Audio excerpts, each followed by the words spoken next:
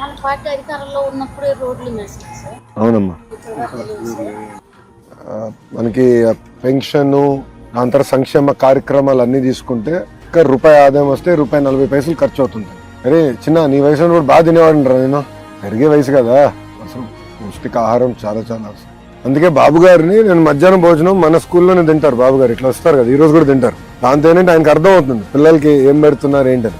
మొదటిసారి ఇట్లనే parent teacher meeting జరిగినప్పుడు ఆ మధ్యాహ్నం భోజనం పెడితే 40 నిమిషాలు నాతో మాట్లాడారు రిటర్న్ క్వాలిటీ ఇంకా ఎట్లా మెరుగుపరచాలి, బియ్యం కొంచెం సన్న బియ్యం తీసుకురావాలి అని. అప్పుడు మార్చాం.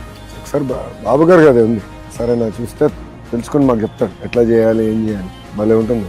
సంక్షేమ అభివృద్ధి రెండు కలిసికట్టుగా తీసుకెళ్ళాలి. మీరు అన్ని విషయంలో ఇప్పుడు రోడ్లు కానివ్వండి, డ్రైన్లు కానివ్వండి, సొంత ఇల్లు కట్టాలి, 24 గంటలు కరెంట్ ఇవ్వాలి, ఇవన్నీ ఒక బాధ్యత.